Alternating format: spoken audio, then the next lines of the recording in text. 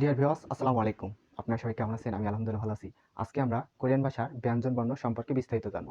ব্যঞ্জন বর্ণ দুটি ভাগে বিভক্ত করেছে, একটি বিজোড়, একটি জোড়। আমরা যদি বিজোড়টা করতে পারি, জোড় অবশ্যই করব। তাহলে বিজোড় 14টি যদি আমরা ভালোভাবে মুখস্থ করতে পারি, এই বিজোড় 14টি থেকেই 5টি জোড়, মানে কি বিজোড় থেকে জোড়, একটির থেকে আরেকটি যোগ করলে বিজোড় হয়ে যাবে। তাহলে খুব সহজেই আমরা জোড়টি মুখস্থ করতে পারবো। তাই আমরা বিজোড়টা ভালো করে মুখস্থ করব। খুব ক্রিটিক্যাল, বিজোড়ে একটু অনেক ক্রিটিক্যাল। এর উচ্চারণ, এর ধরন, বর্ণর ধরন, উচ্চারণ এবং 3টি স্টেপ উচ্চারণ হয়। প্রথম, দ্বিতীয়, তৃতীয়, এই তৃতীয় 3টি স্টেপ যদি আমরা ভালোভাবে কভার করতে পারি, তাহলে আমরা স্বরবর্ণ এবং ব্যঞ্জনবর্ণ দিয়ে যে কোনো ওয়ার্ড উচ্চারণ করতে পারবো। তাহলে আমরা কথা না বাড়িয়ে ক্লাসের দিকে মনোযোগী হই। তাহলে বিজোড়, বিজোড়, ব্যঞ্জনবর্ণ, ব্যঞ্জন বর্ণ মোট কয়টি? 14টি। কয়টি? 14টি। এই 14টি আমরা শিখব। 14টি। তাহলে বর্ণ কি? বর্ণ, উচ্চারণ, উচ্চারণ, উচ্চারণ, প্রথম, প্রথমে, মাঝে এবং নিচে। তাহলে কোরিয়ান ভাষা 3টি ব্যঞ্জন বর্ণ 3টি স্টেপে উচ্চারণ হয়। তাহলে প্রথম, প্রথম, দ্বিতীয়, তৃতীয়। তাহলে প্রথমে, দ্বিতীয়, মাঝে, নিচে। প্রথম, প্রথমে, মাঝে, নিচে। তাহলে আমরা একটি 7 বাংলার ইংরেজি 7 থেকে 7 একটি বর্ণ, কোরিয়ান একটি বর্ণ, কোরিয়ান একটি বর্ণ। তাহলে এটি 7 এর উচ্চারণ হবে গিয়ক, গিয়ক, গিয়ক। বর্ণের উচ্চারণ, এই 7 বর্ণের উচ্চারণ গিয়ক। গিয়ক প্রথম স্টেপে খ, প্রথম স্টেপে উচ্চারিত হয় খ, মাঝে হয় গ, আর নিচে হয় ক, নিচে হয় ক, নিচে হয় ক। তারপর আমরা শিখব এই দ্বিগুত। এটি হচ্ছে দ্বিগুত, এই বর্ণের উচ্চারণ দ্বিগুত, দ্বিগুত, দ্বিগুত। এই বর্ণের উচ্চারণ দ্বিগুত, দ্বিগুত। প্রথমে উচ্চারণ হয় থ, প্রথমে থ, মাঝে দ, আর নিচে ত, নিচে ত, নিচে ত। তারপর এটি হচ্ছে রিউল, এটি হচ্ছে রিউল। এই বর্ণের উচ্চারণ রিউল। তাহলে রিউল, রিউল, রিউল, রিউল। রিউল প্রথমে র, প্রথমে র, মাঝেও র, নিচে ল। র, প্রথমে র, মাঝে র, আবার নিচে ল উচ্চারিত হয়। কি হয়? ল উচ্চারিত হয়, ল। তারপরে এটি হচ্ছে মিউম, মিয়ম বা মিউম। দুইটি উচ্চারণ হয়, মিয়ম বা মিউম। যে যেটা উচ্চারণ করে একজন একরকম পড়ায়। মিউমের উচ্চারণ সবসময় কি হয়? ম, ম, ম। তারপরে এটি হচ্ছে ফিউফ, এটি ফিউফ, এটি ফিউফ, ফি উফ, ফিউফ। ফিউফের উচ্চারণ প্রথমে ফ, প্রথম থাকলে ফ, মাঝে থাকলে ব, নিচে থাকলে প উচ্চারিত হয়। কি হয়? প, নিচে থাকলে প। এই যে এল এর মতো যেটা, এটা হচ্ছে নিয়ন, এটির নাম নিয়ন, নিয়ন, নিয়ন। নিয়নের উচ্চারণ ন, দন্ত ন, প্রথমেও দন্ত ন, মাঝেও দন্ত ন, নিচেও দন্ত ন উচ্চারিত হয়। 1 2 3 4 5 6 6। আরেকটি শিখি, আমরা শিখব হিয়ং। এটির নাম হিয়ং, হিয়ং, এটির নাম হিয়ং, এটি হিয়ং। হিয়ং এর উচ্চারণ হ, প্রথমে হ, দ্বিতীয়টি তো হ, নিচে ত, নিচে ত। তাহলে আমরা কয়টি শিখলাম? 7টি বর্ণ, আর 7টি বাকি আছে। আমরা এখন এই 7টি আরেকবার উচ্চারণ করি। তাহলে এই বর্ণের উচ্চারণ 7-এর মতো দেখতে গ, এই বর্ণের উচ্চারণ গিয়ক, গিয়ক। এই বর্ণের উচ্চারণ গিয়ক। গিয়ক প্রথমে থাকলে খ, মাঝে থাকলে গ, নিচে থাকলে ক। এটি দ্বিগুত, দ্বিগুত। প্রথমে থ, মাঝে দ, নিচে ত উচ্চারিত হয়। এটি রিউল, এটির উচ্চারণ রিউল। রিউলের উচ্চারণ র, প্রথমে মাঝে র, নিচে ল উচ্চারিত হয়। এটি মিউম। এটি কি? চতুর্ভুজ, মানে চতুর্ভুজ বর্গের মতো চারদিকেই স্কোয়ার। হ্যাঁ, এটি হচ্ছে মিউম। মিউম বা মিউম সব জায়গাতেই ম উচ্চারিত হয়। এই মিউম সব জায়গাতেই ম উচ্চারিত হয়। এটি একটি ভালো আর কি, এটি সব জায়গায় ম যেখানেই থাক ম উচ্চারিত হয়। এটি ফিউব। এটি ফিউব। ফিউব ফিউবের প্রথমে ফ, মাঝে ব, নিচে প উচ্চারিত হয়। নিয়ন। এটি নিয়ন। নিয়ন সব জায়গায় ন উচ্চারিত হয়। এটিও একটি প্লাস পয়েন্ট, খুব সহজে মনে রাখা যায় এগুলো। এটি হিয়ং। হিয়ং হিয়ংয়ের উচ্চারণ প্রথমে হ, মাঝে হ, নিচে ত।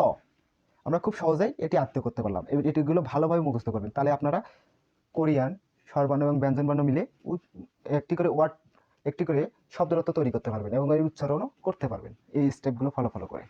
তবু আমরা এগুলো দেওয়ার চেষ্টা করব। তাহলে আমরা এগুলো মিশাই দিই। 7টি যারা এখনও খাতায় লেখেননি তারা লিখে নেবেন, আর আমরা মিশাই দিলাম। আপনারা ভিডিও দেখে দেখে বারবার প্র্যাকটিস করে নেবেন।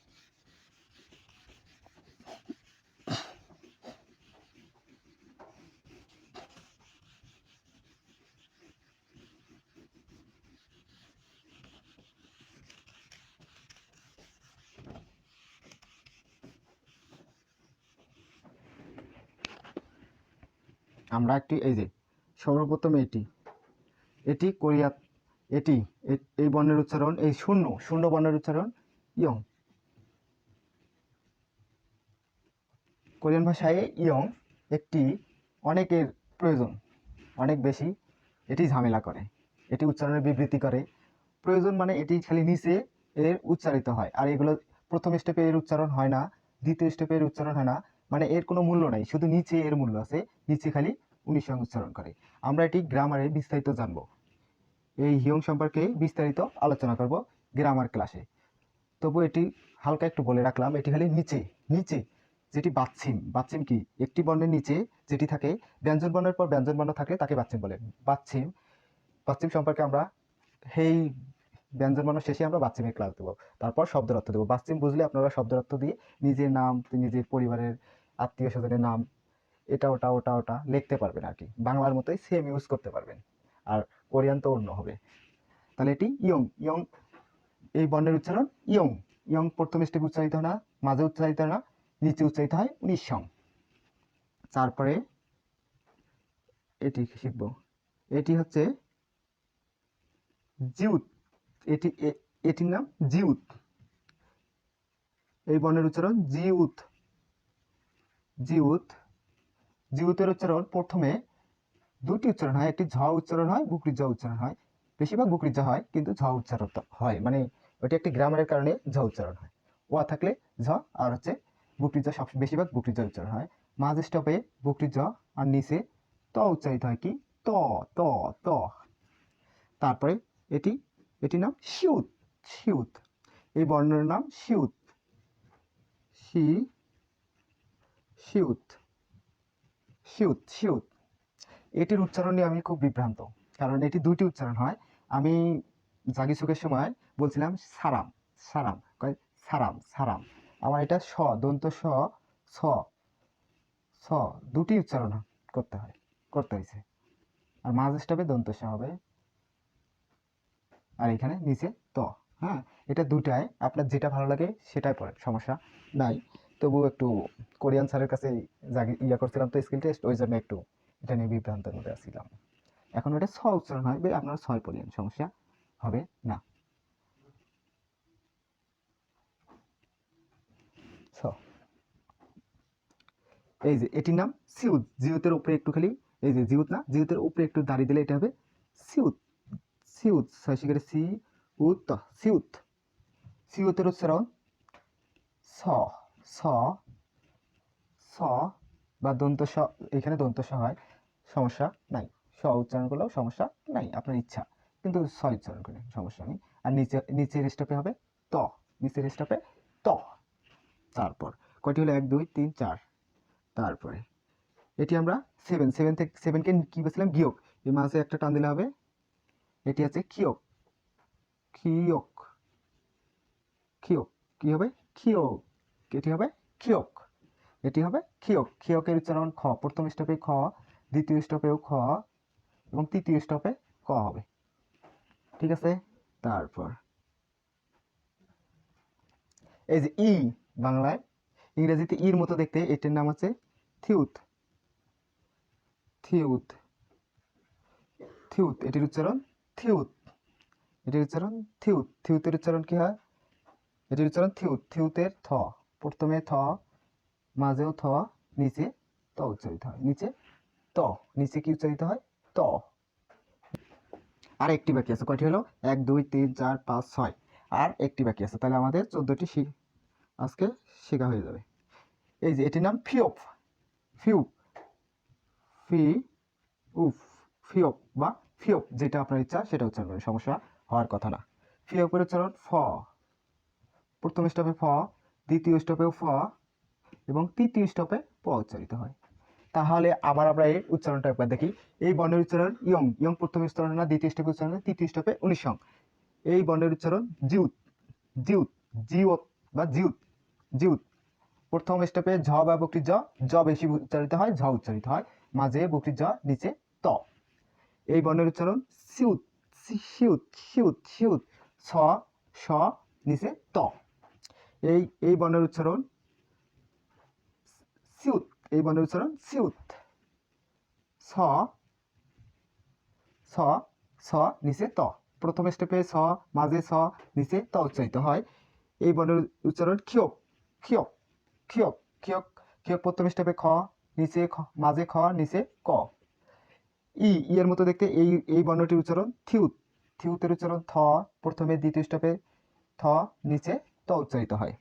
এই যে এই বর্ণটি দেখছেন, এই বর্ণটি ফিউপ, ফিউপ, ফিওপ বা ফিওপ, ফিউপ বা ফিওপ, ফি, ফিওপ, ফিওপে উচ্চারণ হয়। হ্যাঁ, আপনারা যেটা চাই এটা করেন, সমস্যা নাই। এখন একরকম করে শিখায়, সমস্যা হওয়ার কথা না। একটু বুঝলেই আলহামদুলিল্লাহ। ফিউপ, প হবে, ফিউপ, ফিউপ। ফিউপের উচ্চারণ প্রথমে থাকলে ফ, মাঝে থাকলেও ফ, নিচে থাকলে প। যে সকল ভিউয়ার্স মনোযোগ সহকারে ক্লাসটি করেছেন সে সকল ভিউয়ার্সদের ধন্যবাদ। 714টি যে সকল ভিউয়ার্স মুখস্থ করতে পারবেন, সেই সকল ভিউয়ার্সদের উচ্চারণ করতে আর কোনো সমস্যা হওয়ার কথা নেই। তাই বারবার প্র্যাকটিস করবেন, যাতে সবাই ভালো করতে পারেন, ভালো রেজাল্ট করতে পারেন। এজন্য এখন থেকেই বেশি বেশি অধ্যয়ন করতে হবে। যাদের স্বরবর্ণ এবং ব্যঞ্জনবর্ণ বেসিকটা ভালো হবে, তারা অবশ্যই ভালোভাবে বইটি আয়ত্ত করতে পারবে। তাই প্রথম থেকেই বেশি জোর দিয়ে পড়তে হবে, বেশি বেশি পড়তে হবে। তাহলেই কোরিয়াতে ভালো রেজাল্ট করা সম্ভব, ইউবিটি পরীক্ষাতে। তাহলে আজকে এ পর্যন্তই। পরবর্তী ক্লাসে ব্যঞ্জনবর্ণের জোর, এই বিজোড় থেকেই আমরা 5টি কিভাবে জোর করে এর উচ্চারণ, এর ধরন, এর উচ্চারণ, এর স্টেপ অনুযায়ী এর প্রথম স্টেপ, মাঝে, নিচে কিভাবে উচ্চারিত হয় এই সম্পর্কে বিস্তারিত জানবো। সবাই ভালো থাকবেন, সুস্থ থাকবেন। আল্লাহ হাফেজ।